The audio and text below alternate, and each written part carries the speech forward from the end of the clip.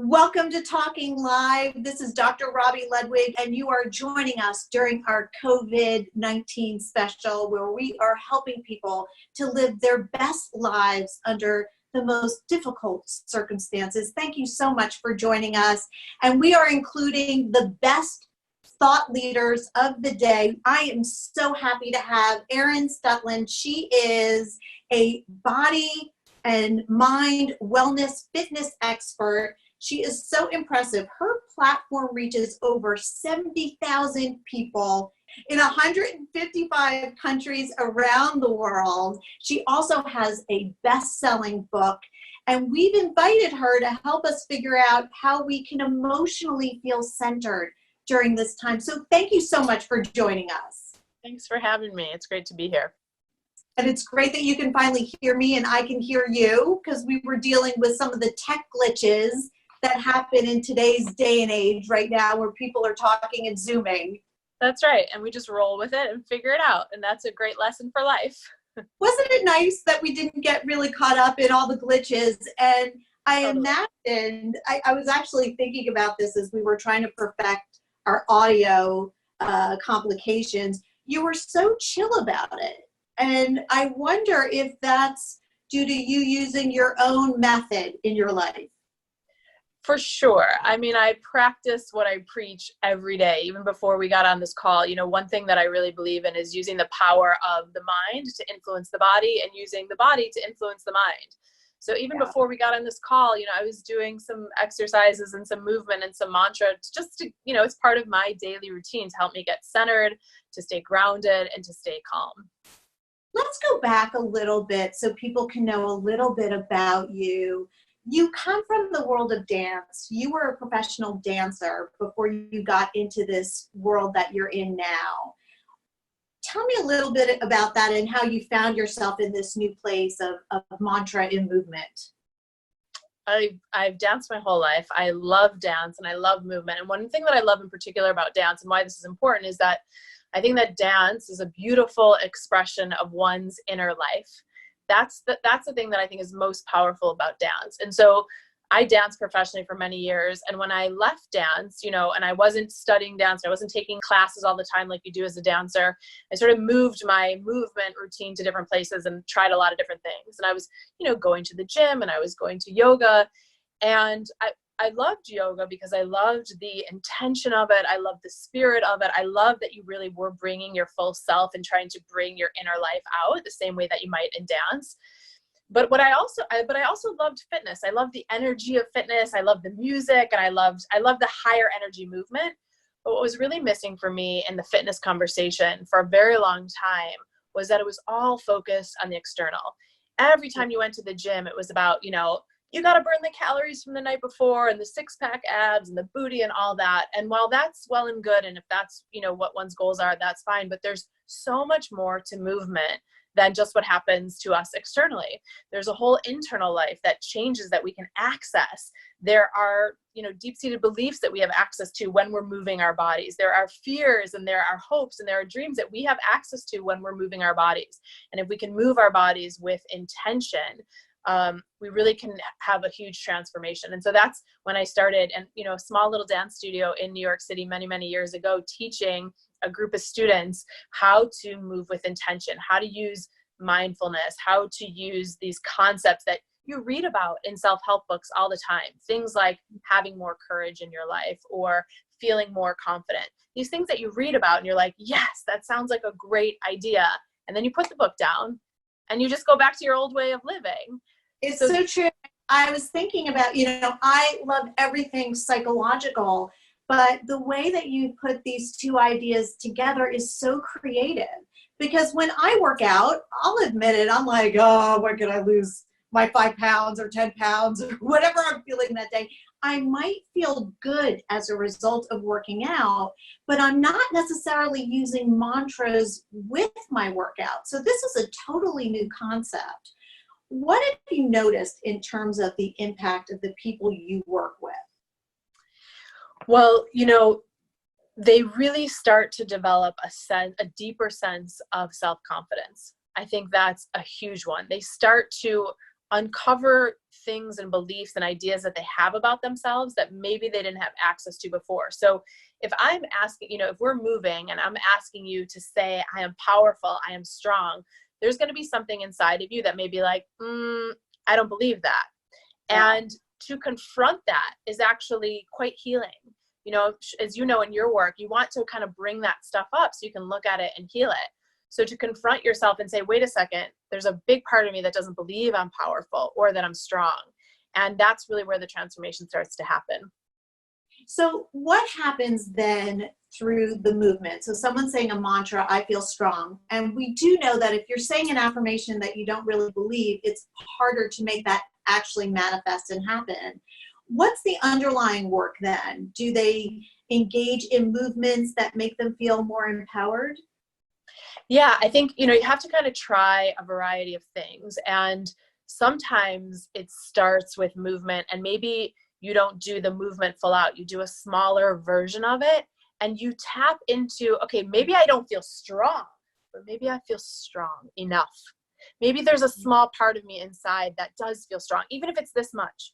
And what I encourage people to do is focus on what you do have. So even again, if you're not feeling 100% strong, like the strongest person in the world, I can promise you there's a part of you somewhere in yourself, in your body, in your life, in your heart, in your mind that does feel strong.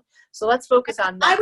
I would even say, as a therapist, just being able to acknowledge the places where you don't feel strong is strength. It really is true. It takes a lot of ego strength in order to admit the places where you feel weak. So I love the idea of starting small. And I was just looking through your book, which is incredible, by the way. That's why it was a New York Times bestseller. I have to say, I was looking at it both last night and this morning, and I can totally understand why it was a bestseller. New York Times best-selling book with 5-star reviews, by the way, which is very hard to get on Amazon. It's called Mantras in Motion. And I love your recommendation. I mean, they're so pragmatic and powerful at the same time. So you talk about repeating mantras as simple as, I've got this, or advise your readers to choose what you believe and to let go of the old. And you combine this with different movements so people can incorporate this more into their psyche. Yeah, well, and here's the thing. We are saying mantras to ourselves all the time, whether they're positive or whether they're negative. We are always in an internal dialogue with ourselves in some way, as you know. And so this book is about teaching you to uncover what is that inner dialogue that you have out of habit. How is it helpful or not helpful? And how do you begin to create a new inner dialogue, a new conversation? Because the most important conversation that we have every day, and we have lots of them. We talk on Zoom, we talk on text, we talk on Facebook. Yeah. The most important conversation that we have every day is the one we have with ourselves. What are we saying to ourselves?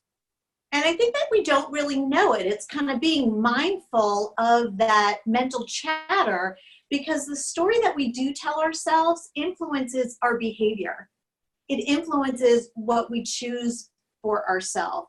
And you are really guiding your clients to really redirect and observe what's negative, how to incorporate more positive, because it's easier to feel bad than it is to feel good. We are going through challenging times right now. We know that there's this invisible virus that's, getting most of or a lot of the world to shelter in. And it's creating a lot of stressors for people. What are you noticing with your clients? What do they want from you at this time? I'm noticing that people are really on an emotional roller coaster. They are, feeling hopeful maybe one moment, and they're feeling terribly anxious the next moment. They're feeling grateful for getting to spend this extra time with their family. They're feeling guilty because they think they're not doing enough, whether it's not doing enough with their children and for their children as it pertains to homeschooling. I have a toddler, so it's a lot of toddler time, or they're feeling guilty for not spending enough time work and balancing that. So I'm hearing that there's a lot of this happening. There's a lot of roller coaster of emotion happening. And what I think people are really longing for is And what I want to encourage people who are listening here, it is so important right now that you take some time for yourself. If you have children, if you have a lot going on, and listen, I understand, you saw my autoresponder on my email. I said, I have an autoresponder on an email that says, hey, just so you know, I am a mom to a toddler, a short order cook, a laundry doer, a house cleaner, and a CEO to a business that serves people all over the world. I knew I liked you once that popped up on my screen, and actually we are going to include that so viewers can see it, because I thought it was brilliant. Because part of the stressor too is if we reach out to somebody and they don't get back to us right away, we don't really know what's going on in their world. And it definitely can increase tension or a feeling of, oh, maybe I'm not important enough to get back to. So I just love that idea. It just really showed people how you're taking care of yourself, and also what your life looks like and how they can take care of themselves as well. That's right. Because we all, have a lot going on right now, and it can be really overwhelming. And so I want to really encourage people, if you have to put an autoresponder on your email, go ahead and put that autoresponder on. But even beyond that, it's so important that you take time right now for yourself.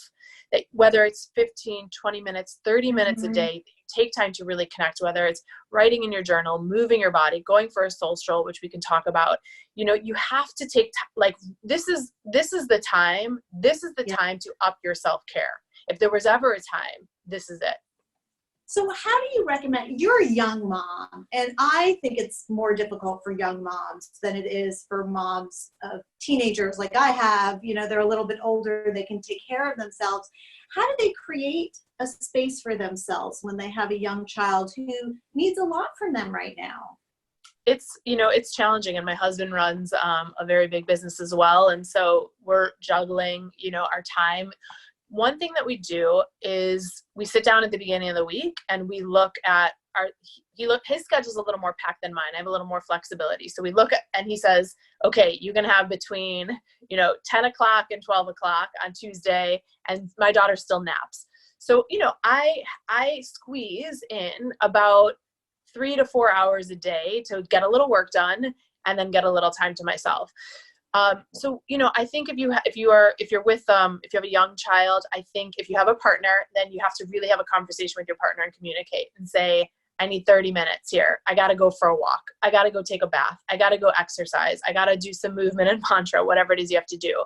Obviously if you're a single mom, that's a lot harder. And I think, there's a lot of conversation around like the screen time that's happening right now for kids, which is, there's so much guilt around that. But I think if you need 30 minutes, I think you put on a wonderful educational show for that 30 minutes and you say, sit here, I got to go and just take care of myself, 15 minutes, whatever you need. I think you just have to, I really believe this, that if you decide that it is important to you to have time for yourself, you will find a way. I believe that. And I think also scheduling it in, and I love your idea of communicating with your partner so that you can work out how you handle some of the challenges. So you have something in place as like, I don't know, a structure to rely on if you need to. I love, and we are definitely going to tell people about your program, the movement, which people can try now for 2 weeks, right? You're offering a special right now where they can try it for 2 weeks. And your program really helps people to incorporate movement. It can be for 5 minutes or 45 minutes. And in your book, you say it's great to compliment yourself. Give yourself 5 compliments a day. Are those the kinds of things that we'll hear in your program? Yeah, you'll see everything from all different kinds of movements, whether it is because I have a dance background and a fitness background. It's everything from, you might see cardio dance, you might see sculpting and toning, you might see some Pilates. So there's a lot of variety in terms of the type of movement. And then I try each workout each workout has a theme or a mood that we're after. So is this about raising confidence? Is this about calming and calming anxiety? So the workouts vary in mood and length and in type. And then there's also a variety of guided meditations, because sometimes we just need to sit and relax, whether it's just close our eyes and lay on the floor and just chill out. And then the other thing that's in there that's really wonderful, and it's one of the most popular things in there, is called the Soul Stroll. And I created this years ago. Actually, when I was going through a breakup, I was going through a difficult time, and I would go out. I live in New York City. I'm in the country now, but I would go out for these walks. And because I was so overwhelmed with the broken heart, right, with the day, and I needed like a half hour a day for myself for healing. And I would go out for these walks, and the intention would be to heal. And so I started creating these audio soundtracks, and they're music, inspiring music that will uplift you, and I'm coaching over it with mantras. And you can take it for a walk, you can take it for a run, you can play it in your house while you're doing the dishes. I mean, the things that people come up with to use the Soul Strolls for is actually so creative and so impressive, and not what it was originally intended for. But I love that, they come up with they play it for their kids jump around the room, and it's just a really easy way to kind of get the energy up and get the mind focused on the positive. What do you find people want most? Do they want self-confidence? Do they want courage? Do they want just encouragement? What do you think people are wanting most during this time of so many unknowns? I think they want two things. I think the first thing they want is self-acceptance and self-love, and really this, to drop into this place of like, it's okay. Whatever I'm doing right now with the time I have is good enough. If I'm cooking, if I'm not cooking, if my kids are watching TV, if they're not watching TV, like whatever it is, like it is okay. And I think people really want to feel okay with themselves right now, with what their choices and what they're doing, and feel like they're really truly doing the best they can with what they have. So I think that's one really huge thing. And I think the other thing is I think a lot of people are feeling a sense of anxiety about the future, not knowing. And so we have to, one of my objectives and my missions is to give tools to help calm the mind and the body so that you can come into the present moment and really be present with what is right now. Do you find, since you're interacting with so many different countries, and so many countries are, most countries are affected by this pandemic, do you find that they're wanting something different than the people you treat in the United States? Do you notice a similarity? I notice more similarities than I do differences. And I think what's so remarkable about this time is that this is the one time that the world is actually experiencing the same thing at the same time. That doesn't happen. Maybe at the turn of the new year, or a big, national, worldwide holiday like Christmas. I think a lot of people celebrate, not everyone, obviously. I don't, but there's very few moments in life that the whole world experiences the same thing at the same time. And I think there's something actually quite beautiful about that. And I think that it shows our common humanity. It shows our common struggle. It shows the feelings that we all have that are quite similar. So I'm not seeing that big of a difference between what people really need right now. Yeah, the reason why I asked, I have a friend from high school who lives in Germany, and she also has been quarantined, and their quarantine is about to be released. And I just asked her how she was feeling about things. And she's like, even when the quarantine is opening up a bit, she's like, I'm going to be a little cautious about going out, which sounds like, something that people would say here, I would think. A lot of people would say in the United States.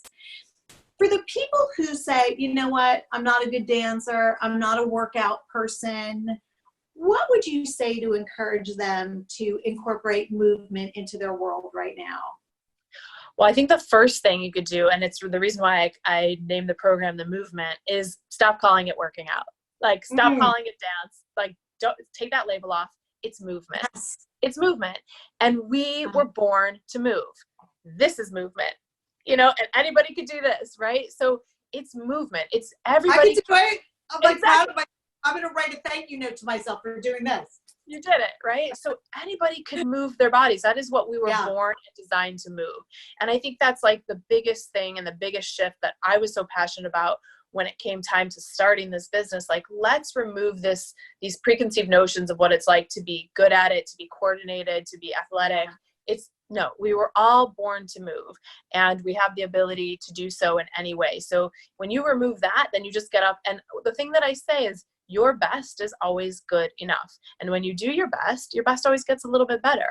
So do your best, leave the rest. And whatever you've got today is always good enough.